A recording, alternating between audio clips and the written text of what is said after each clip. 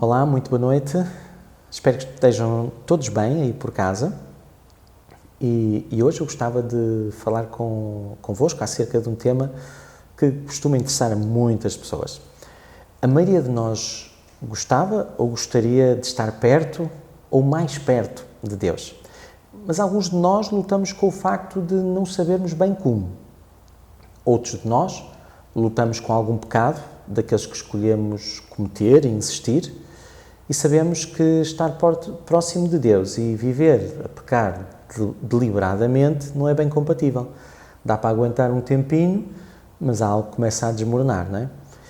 Outros de nós lutamos com a dúvida. Será que Ele existe mesmo? Parece que sim. Até estamos em 2021 depois de Cristo e Jesus Cristo é um personagem incontornável na história da humanidade e em todas as religiões. Mas e se não existir?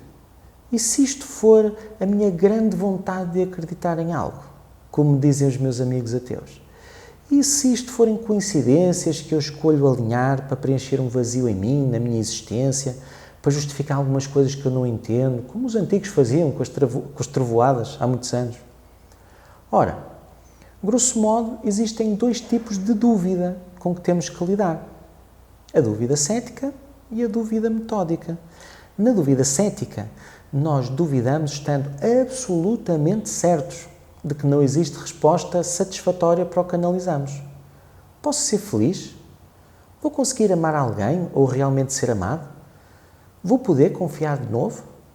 O meu problema tem solução? Vou conseguir arranjar emprego? Deus existe? E se existir, é de confiança?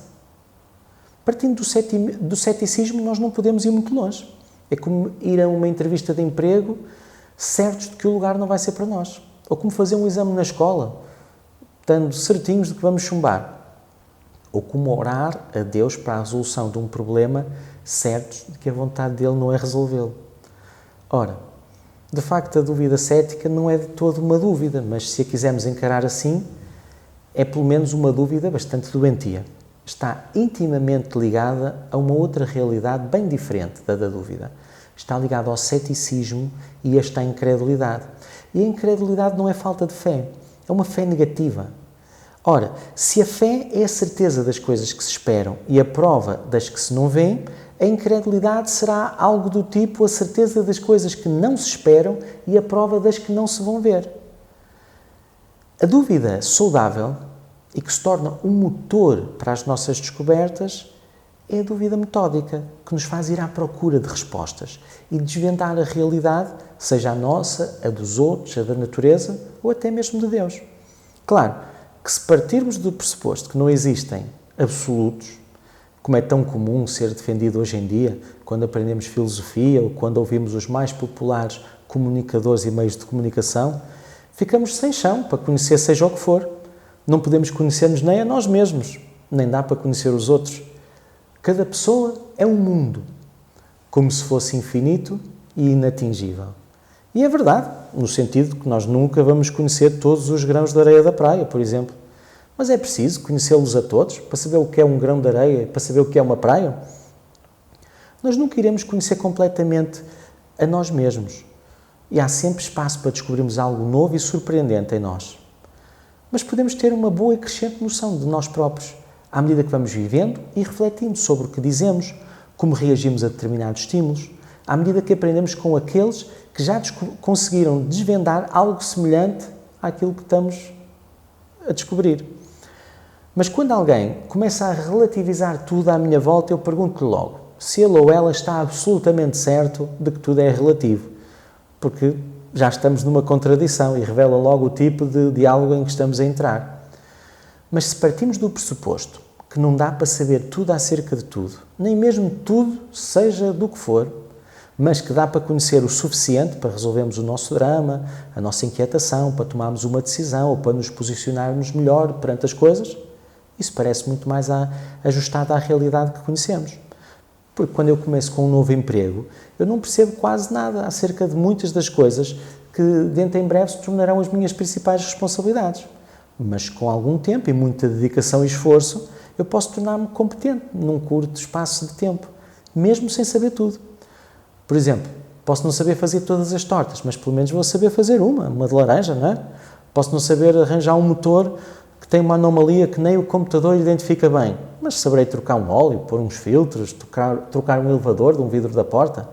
Poderei não saber tudo acerca dos meus filhos, mas saberei como me aproximar deles e fazê-los sentirem-se amados. Com um abraço, um beijo, um chocolatito, uma boa refeição. Poderei não saber tudo acerca de Deus, mas saberei como me aproximar dele, como caminhar com ele para o descobrir e como o conhecer mais a cada vez que me aproximo dele. Através da sua palavra, que é a fonte mais direta e de maior confiança, e através das obras das suas mãos, o que requer mais treino às vezes. Ora, a dúvida saudável leva-nos a questionar, abertos para que a realidade nos ensine o que ela é, e não certos de que já sabemos qual é a resposta. Esse é o erro habitual de quem tem certezas a mais, e nesse grupo encontramos tanto crentes como ateus. Nem certos de que não há respostas, que é um erro mais comum para os céticos, mas também onde vemos crentes a navegar, especialmente quando a resposta exige mais dedicação e um estudo mais prolongado. Agora vivemos um tempo onde estamos sempre a desinfetar-nos.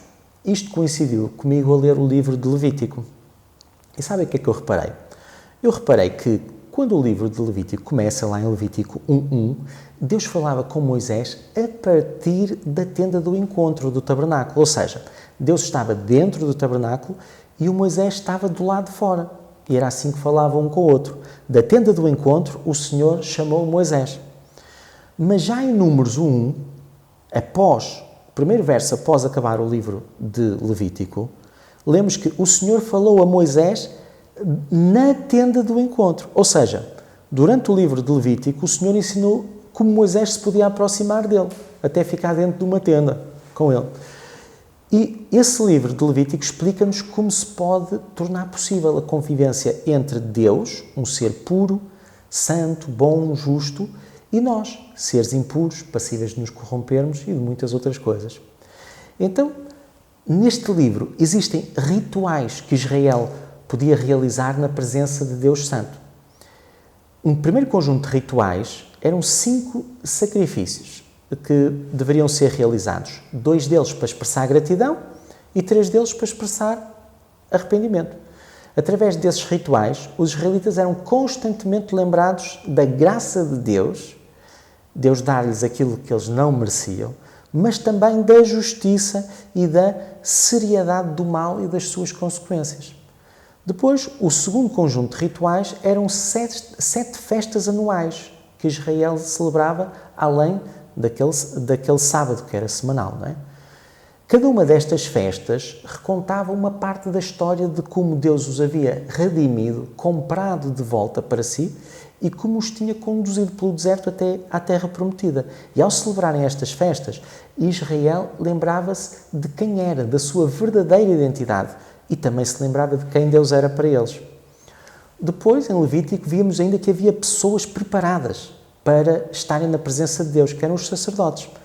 Mas dos sacerdotes eram requeridas algumas qualificações. A mais elevada integridade moral e santidade ritual. Ou seja, era fazer as coisas como Deus os instruiu e não como lhes apetecia ou parecia bem. E porquê? Porque eles tinham que representar o povo perante Deus e depois representarem Deus perante o povo. E no decorrer do livro percebe-se porque é que era tão importante a santidade dos sacerdotes. Porque a sua pura bondade podia tornar-se perigosa para aqueles que se rebelavam ou insultavam a santidade de Deus, como aconteceu com os 2 filhos de Arão. Foram lá fazer as coisas que tinham que fazer, mas não da maneira que tinham que fazer, e acabaram por morrer.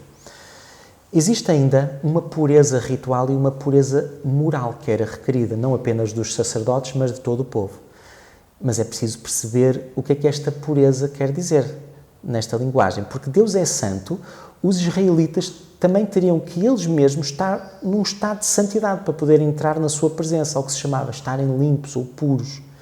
Porque a impureza não era um estado permanente, era algo que eles podiam, através de certos rituais, resolver em 7 dias, 15 dias.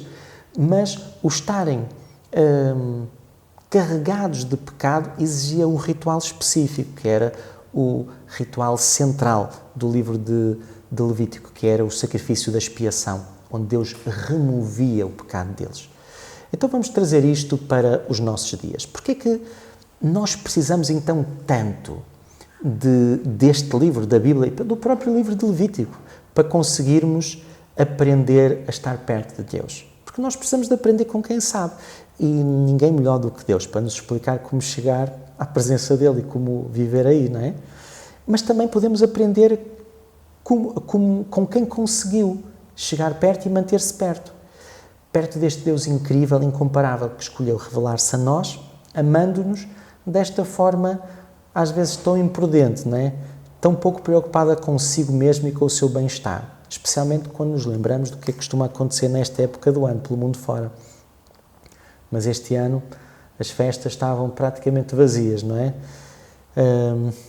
Fica então este desafio para vocês e para mim mesmo. Vamos superar as nossas dúvidas? Vamos desapaixonar-nos dos nossos pecados de estimação?